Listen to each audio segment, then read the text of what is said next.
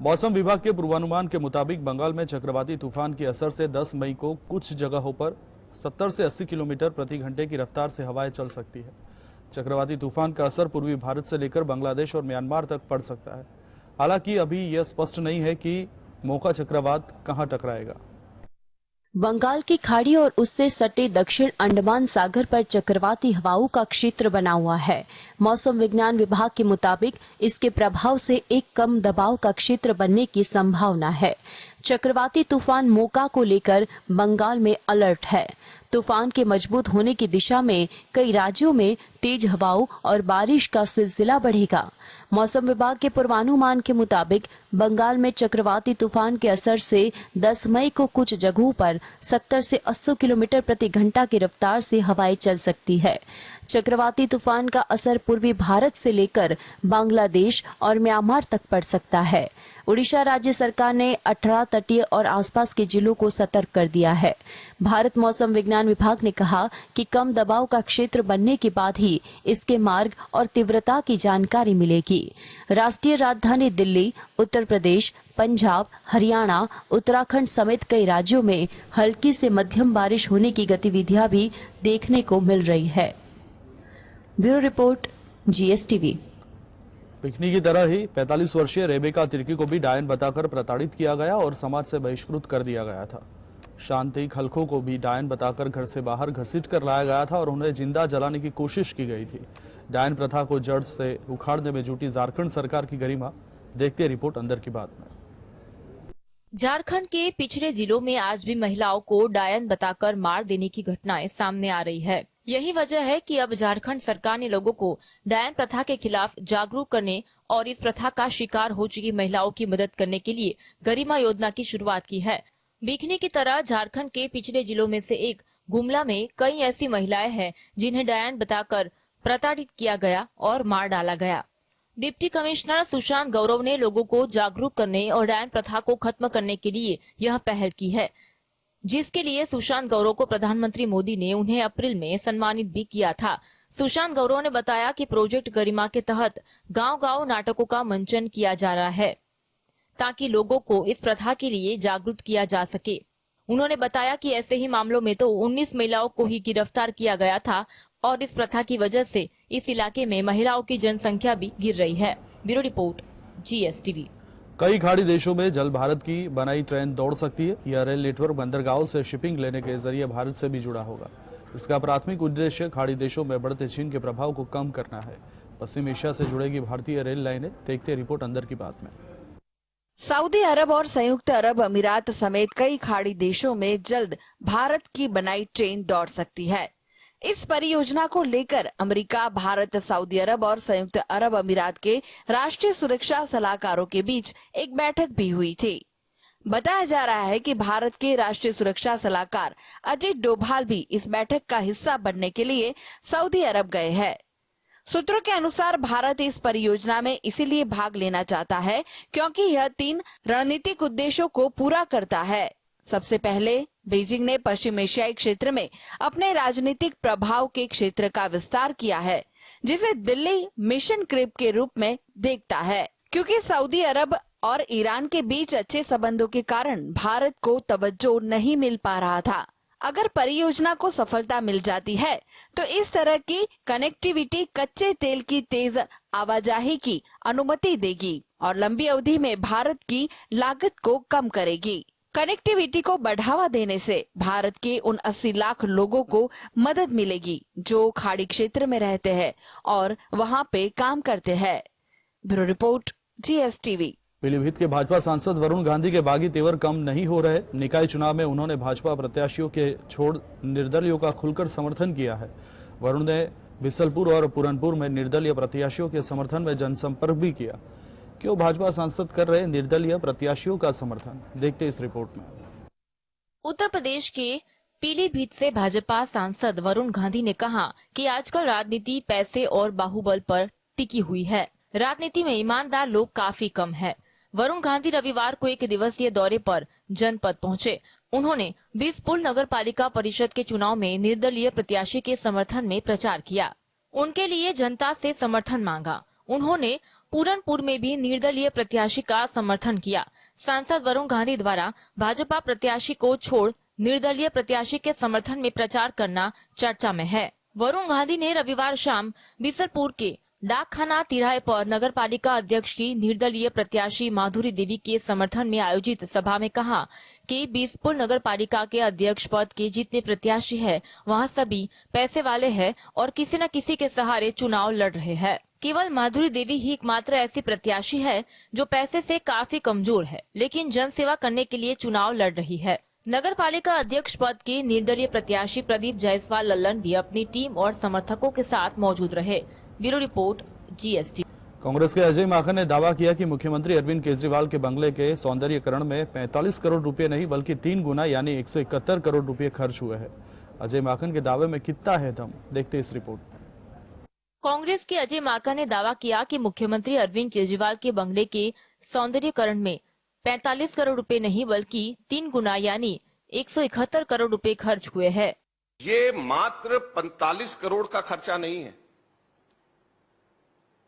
केजरीवाल जी के महल पे मात्र 45 करोड़ नहीं खर्च हुए। केजरीवाल जी के महल पे 171 करोड़ रुपया खर्च हुआ है। 171 करोड़ रुपया पब्लिक का पैसा कोविड के समय में, ऐसे समय में जब दिल्ली के अंदर लोग ऑक्सीजन को तरस रहे थे, हॉस्पिटल्स को तरस रहे थे, हॉस्पिटल बेड्स को तरस रहे थे, गरीब आदमी खाने को तरस रहे थे, 171 करोड़ का खर्चा केजरीवाल जी के महल पे हुआ है, 45 करोड़ नहीं। अजय माकन ने कहा कि मुख्यमंत्री के आवासीय परिसर के विस्तार के लिए उनकी सरकार को उन अधिकारियों के लिए अतिरिक्त फ्लैट खरीदने पड़े जिनके घरों को या तो ध्वस्त करा दिया गया या खाली करा दिया गया। अजय माकन ने आरोप लगाया कि दिल्ली की जनता का 171 करोड़ रुपए का खर्चा कोविड के समय में खर्च किया गया, जब दिल्ली के लोग ऑक्सीजन के लिए तरस रहे थे, हॉस्पिटल और बेड को तरस रहे थे, जब गरीब आदमी खाने को तरस रहे थे। अजय माकन ने दावा किया कि इस निर्माणाधीन परिसर में 22 ऑफिसर्स के फ्लैट है, इन्हें तोड़ा और खाली करा गया, जिसकी भरपाई करने के लिए सरकार ने कॉमनवेल्थ गेम्स में करीब 126 करोड़ की 21 टाइप 5 फ्लैट खरीदे हैं। Bureau report, GST। मंत्री नरेंद्र मोदी के मोरबी दौरे के खर्च पर ट्वीट करके फंसे टीएमसी नेता साकेत गोखले को अहमदाबाद की विशेष कोर्ट से राहत मिली है। गोखले को कोर्ट ने नियमित जमानत दे दी है। गोखले लंबे समय बाद अब बाहर आ पाएंगे। वे काफी समय से कानून दावपेच में फंसे हुए थे। देखते हैं स्पेशल रिपोर्ट अंदर की बात में। टीएमसी के प्रवक्ता साकेत गोखले को क्राउड फंडिंग की एक पहल में कथित अनियमितताओं से जुड़े धन शोधन मामले में नियमित जमानत दे दी।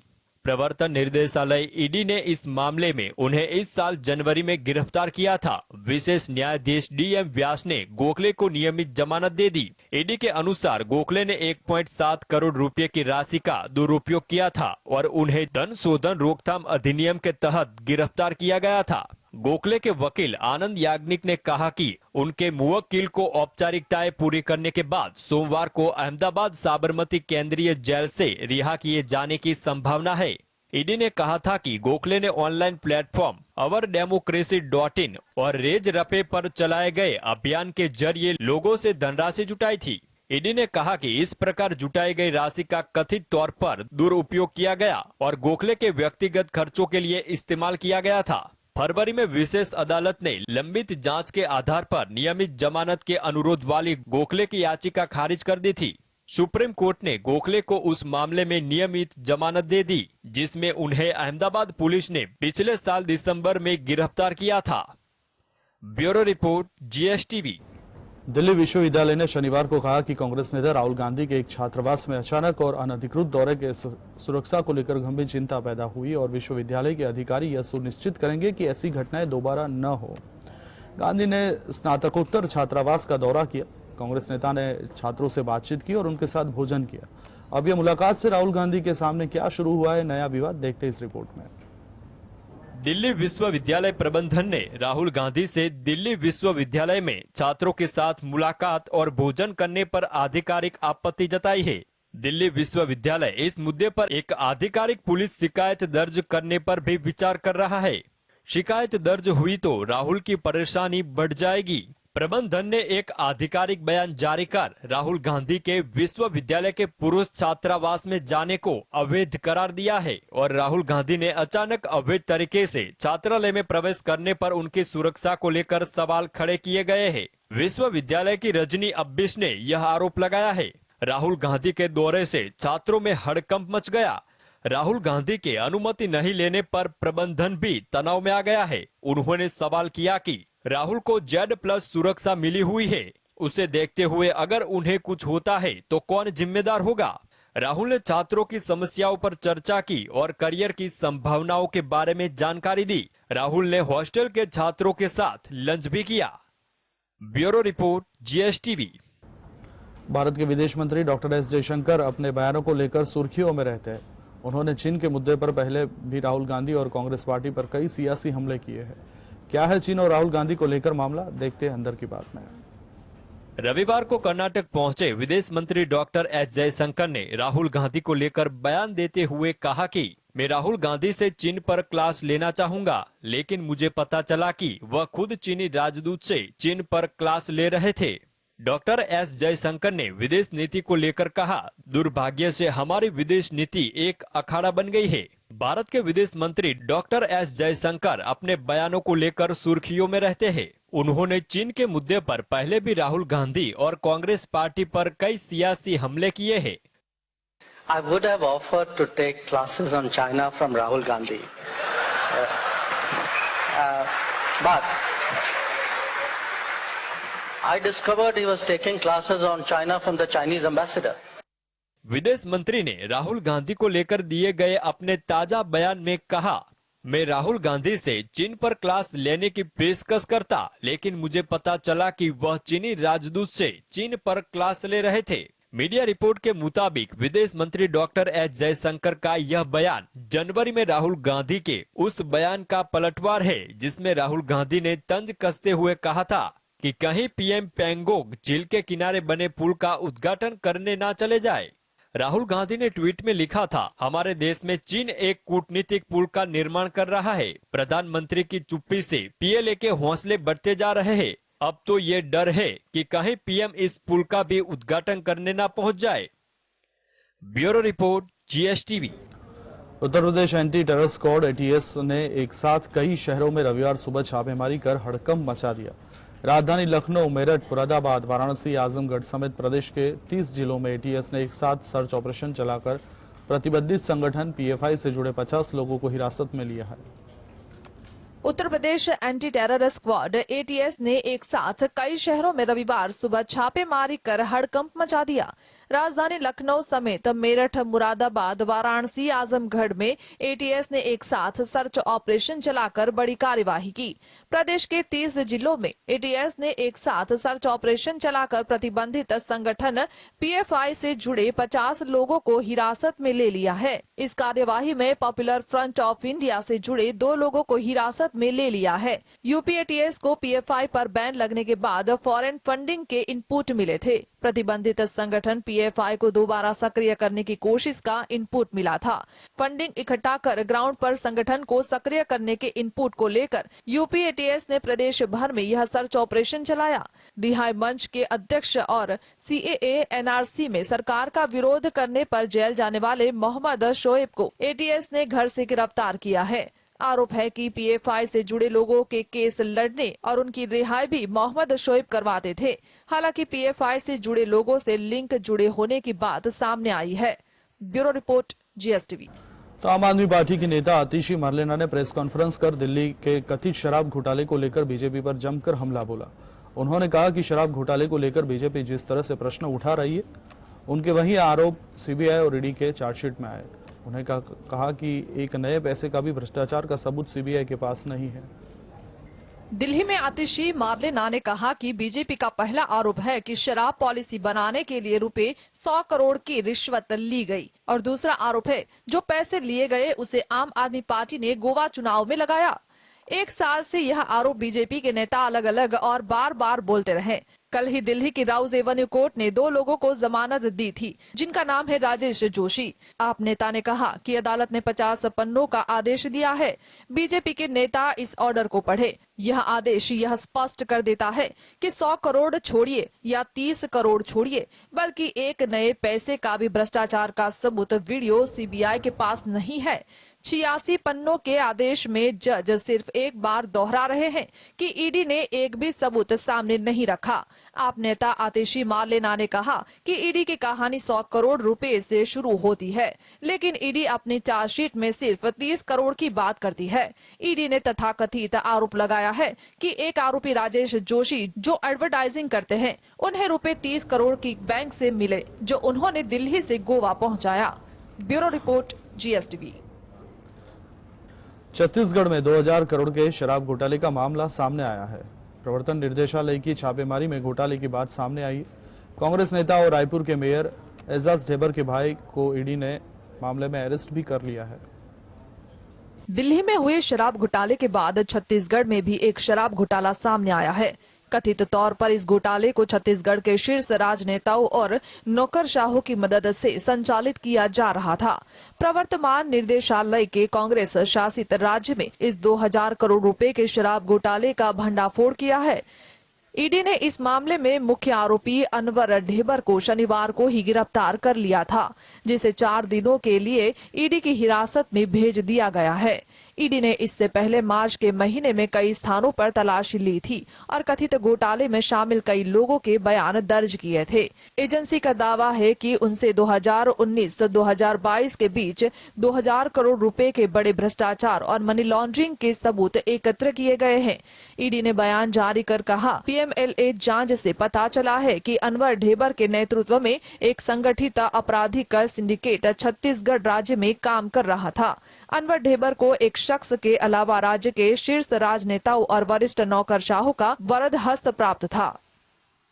ब्यूरो रिपोर्ट, जी। Sharma starrer film the Kerala story को लेकर शुरू से ही काफी विवाद चल रहा था। फिल्म पर बैन की भी मांग की गई, जिसे सुप्रीम कोर्ट ने नकार दिया था। अब फिल्म एक बार फिर से विवादों में आ गई है। क्या है फिल्म को लेकर नया विवाद, देखते हैं रिपोर्ट अंदर की बात में।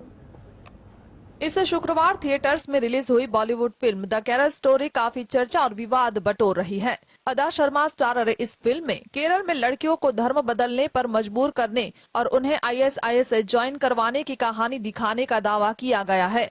फिल्म का टीजर रिलीज होने के बाद से ही द केरल स्टोरी पर काफी विवाद हो रहा था और इसे बैन करने की मांग भी की गई थी। जानकारी के अनुसार तमिलनाडु मल्टीप्लेक्स एसोसिएशन ने अनाउंस किया है कि रविवार से पूरे राज्य में द केरल स्टोरी की स्क्रीनिंग रोक दी जाएगी। एसोसिएशन ने अपने फैसले के पीछे वजह बताते हुए कहा कि ये फिल्म लॉ एंड ऑर्डर के लिए खतरा हो सकती है। साथ ही ये भी कहा कि जनरल पब्लिक से फिल्म को मिला ठंडा रिस्पॉन्स भी इस फैसले के पीछे एक वजह है। हालांकि शुक्रवार को फिल्म थिएटर्स में रिलीज भी हुई और बॉक्स ऑफिस पर जोरदार बिजनेस भी कर रही है।